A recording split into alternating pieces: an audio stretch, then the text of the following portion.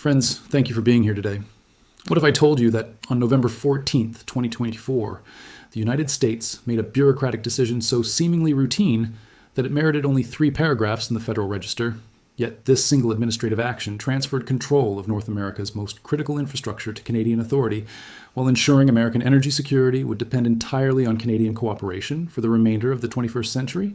And what if I told you that this decision, buried in subsection 47C of the North American Energy Reliability Standards Update, quietly handed Canada operational control over the electrical grid systems that power 340 million people across the continent?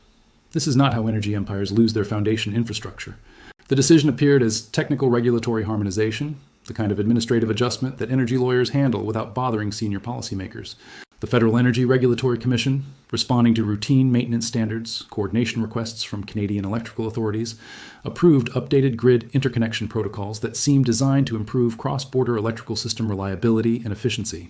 The 847-page document contained language requiring seamless operational coordination between American regional transmission organizations and Canadian system operators to ensure continental grid stability during emergency conditions and routine load balancing operations. Most observers who bothered reading the filing assumed this meant continued American leadership of North American energy systems with improved Canadian technical cooperation. They were measuring the wrong transfer of authority. I have studied the classified technical specifications that accompanied the public filing, analyzed the immediate Canadian infrastructure investments that followed, and traced the cascade of operational changes that transformed North American electrical systems. What I discovered is the most sophisticated energy infrastructure capture in modern history. A plan that converted routine regulatory cooperation into comprehensive Canadian control over the continental power grid. The world thinks this is about electrical engineering and system optimization. They are witnessing the transfer of the most critical infrastructure in human civilization from American to Canadian control. The North American electrical grid represents the foundation of all economic activity, military capability, and social organization across the continent. Every factory, data center, hospital, military base, and residential community depends entirely on continuous electrical power for basic functionality. The entity that controls electrical grid operations controls the economic viability and strategic capability of every institution and individual connected to the system. American policymakers had assumed that American electrical utilities, American grid operators, and American regulatory frameworks would maintain permanent control over North American electrical systems, regardless of technical cooperation agreements with Canadian counterparts. The assumption proved catastrophically incorrect. The regulatory update contained technical specifications that required American grid operators to integrate their control systems with Canadian grid management protocols to ensure optimal continental load distribution and emergency response coordination. This language appeared to mandate technical cooperation while preserving American operational authority. The reality was systematic transfer of operational control to integrated systems managed by Canadian electrical authorities who possessed superior technical capabilities, more reliable infrastructure, and comprehensive strategic vision for continental grid optimization. Canadian electrical utilities had spent the previous 5 years developing the Continental Grid Integration Network, a comprehensive system that could coordinate electrical generation, transmission, and distribution across North American grid systems while maintaining Canadian operational control over critical switching and load balancing decisions. The network operates through advanced artificial intelligence systems that continuously optimize electrical flows across the continent while giving Canadian operators the ability to prioritize power distribution according to Canadian strategic interests during periods of electrical shortage or system stress. American grid operators discovered that compliance with the new technical standards required integration with Canadian systems that provided superior performance and reliability compared to aging American electrical infrastructure. The integration was technically voluntary but practically necessary for maintaining grid stability and operational efficiency. The mathematical implications became clear as Canadian electrical systems demonstrated capabilities that American utilities could not match independently. Canadian hydroelectric generation provided clean, reliable power that could be distributed across continental systems more efficiently than American fossil fuel generation. Canadian grid management systems used AI optimization that reduced transmission losses while improving system reliability. Canadian infrastructure investment had modernized transmission networks that American utilities had neglected for decades. American electrical utilities faced choices between accepting Canadian technical leadership or maintaining inferior American systems that could not provide competitive reliability or efficiency. Most chose Canadian integration, while assuming they retained ultimate operational control over American electrical systems. They were wrong. The integration process transferred operational decision-making authority to Canadian systems that controlled continental load balancing, emergency response coordination, and infrastructure investment priorities. American utilities became participants in Canadian managed systems rather than independent operators of American electrical infrastructure. The first indication of Canadian operational control emerged during the extreme weather events of February 2025, when Arctic storms created unprecedented electrical demand across American northern states. American utilities expected to coordinate emergency response through traditional American grid management procedures. Instead, they discovered that Canadian electrical authorities had assumed operational control over continental grid management during the emergency, prioritizing power distribution according to Canadian strategic assessments rather than American utility preferences or American government priorities. Canadian operators maintained full power to Canadian communities while implementing rolling blackouts across American regions that Canadian systems determined were lower priority for electrical service during periods of system stress. American utilities could request power allocation adjustments but could not override Canadian operational decisions about continental power distribution. The emergency revealed that integration with Canadian systems had transferred actual control over American electrical infrastructure to Canadian authorities, who could determine which American communities received power and which faced service interruption based on Canadian rather than American priority assessments. American government officials began recognizing the implications when attempts to coordinate electrical system priorities through traditional American regulatory channels proved ineffective.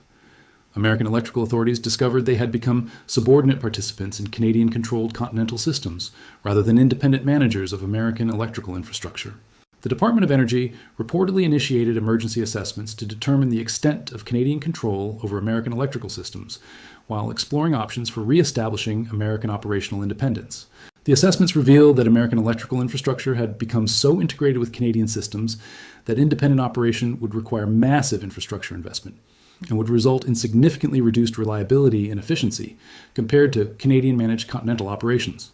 The panic escalated when classified Department of Energy reports concluded that American electrical independence would require over $2.8 trillion in infrastructure investment over 15 years, while still providing inferior performance compared to Canadian integrated systems.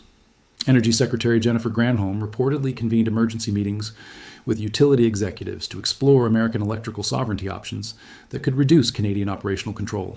The Federal Energy Regulatory Commission discovered that their regulatory authority over American electrical systems had become subordinate to Canadian operational decisions that could override American regulatory directives during periods of system stress or emergency conditions. FERC officials recognized that American electrical regulation had become advisory rather than authoritative within Canadian-controlled continental systems. The National Security Council reportedly classified Canadian electrical control as a critical infrastructure vulnerability that could affect American military operations, economic competitiveness, and social stability through Canadian operational decisions that served Canadian rather than American strategic priorities. Congressional hearings revealed that American utilities had signed technical cooperation agreements that transferred operational authority to Canadian systems without congressional oversight or approval, creating constitutional questions about foreign control over critical American infrastructure through administrative rather than legislative processes. The Government Accountability Office initiated comprehensive reviews of American critical infrastructure vulnerability to foreign operational control, while assessing whether Canadian Electrical Authority represented treaty-level international agreements that required Senate ratification rather than administrative implementation. American electrical utilities that attempted to reduce Canadian integration faced immediate operational difficulties, including increased transmission losses, reduced system reliability, and higher operational costs that made independent American operations economically unviable compared to Canadian integrated alternatives. The strategic implications extended beyond electrical operations to encompass comprehensive economic and military vulnerability.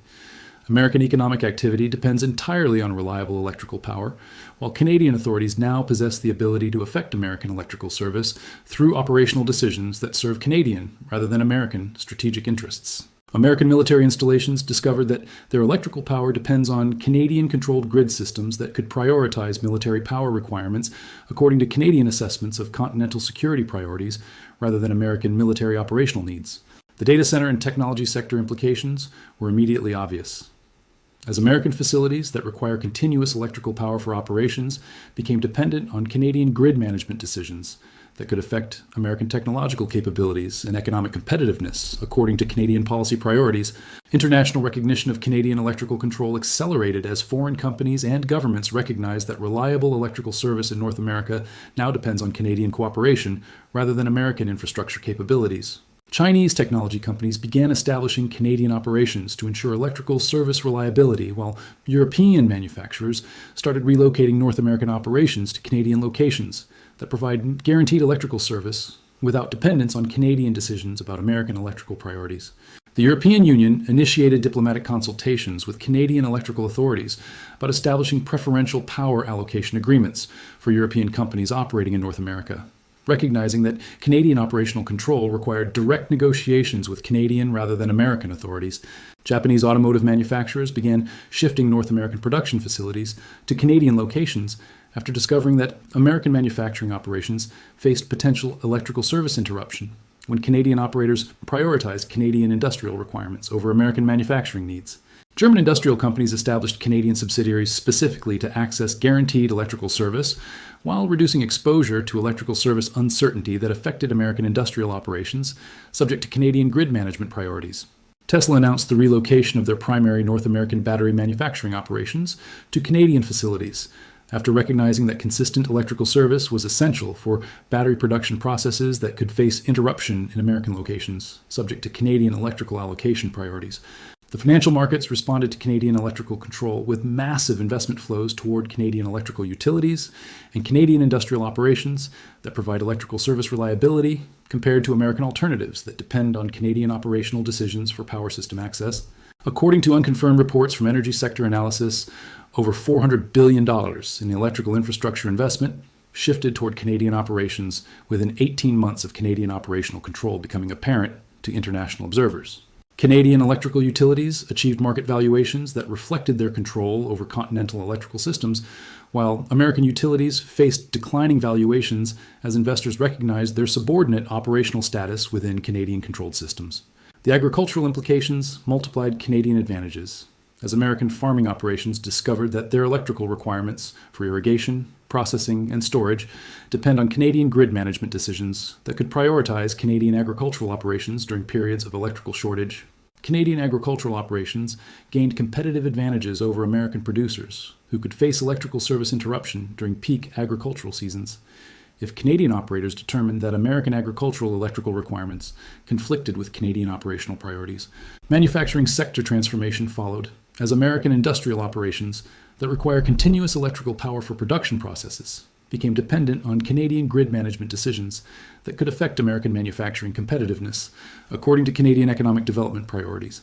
International manufacturing companies began relocating operations to Canadian locations that provide electrical service guarantees compared to American locations, where electrical service depends on Canadian operational decisions that could prioritize Canadian manufacturing interests over American industrial requirements. The residential and commercial implications extended Canadian influence over American communities that discovered their electrical service depends on Canadian assessments of continental electrical priorities rather than American utility commitments to American customers.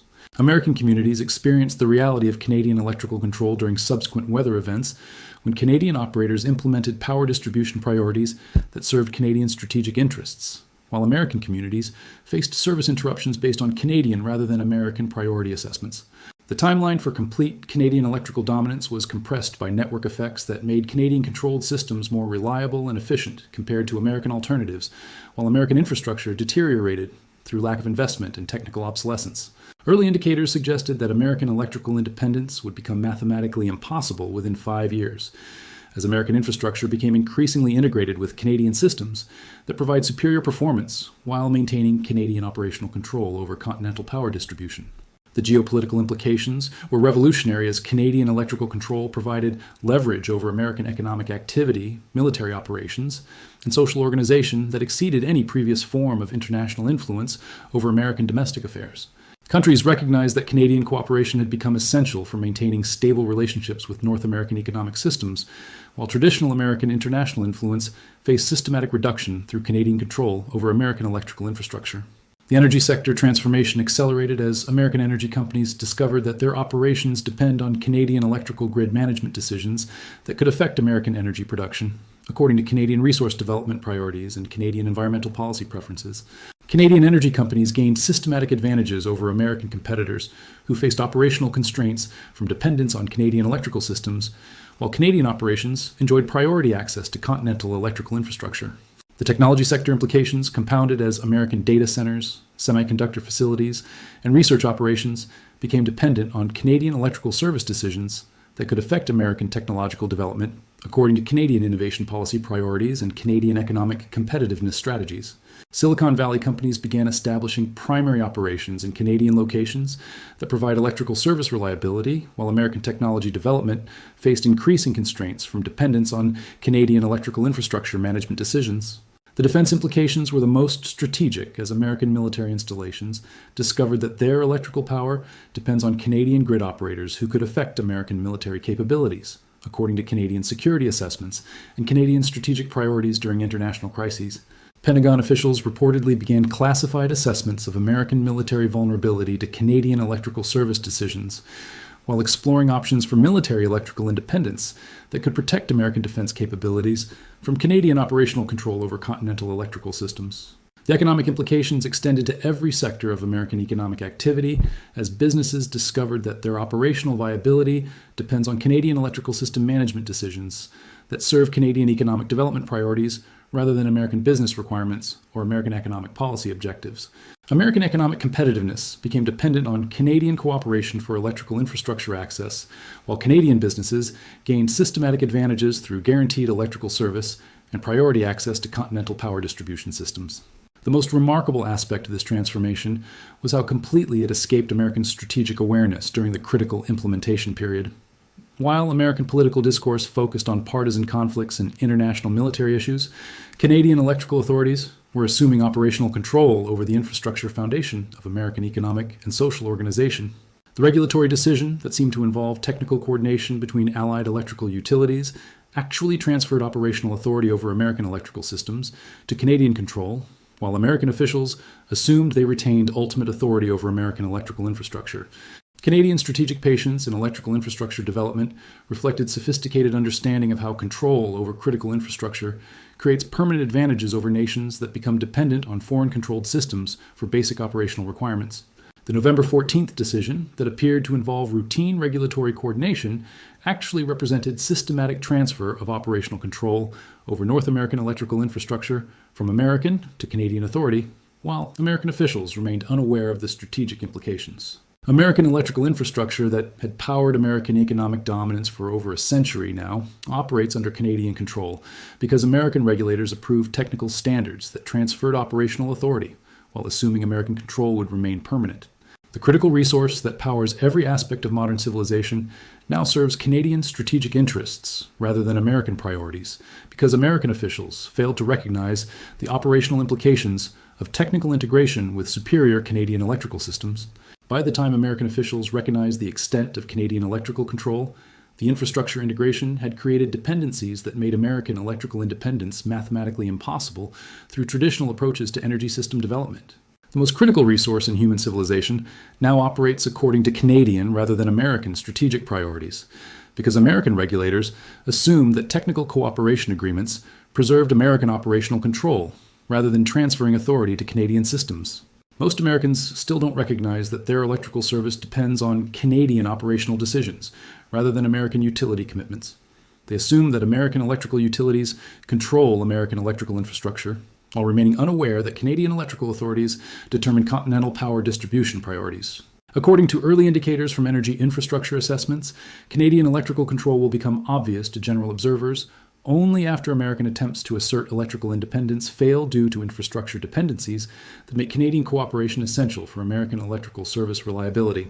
The 847 pages of technical specifications that transferred control over North American electrical systems represent the most successful infrastructure capture in modern history, accomplished through regulatory coordination rather than military conquest or economic coercion. Canadian control over continental electrical systems ensures Canadian leverage over American economic activity, military capability, and social organization that will determine North American power relationships for generations. While American officials slowly recognize that their most critical infrastructure now serves Canadian rather than American strategic interests, the bureaucratic decision that lost American control over North America's most critical resource demonstrates how routine administrative actions can transfer strategic infrastructure control when superior technical capabilities combine with comprehensive strategic vision to capture systems that appear too fundamental to foreign control to be vulnerable to administrative transfer.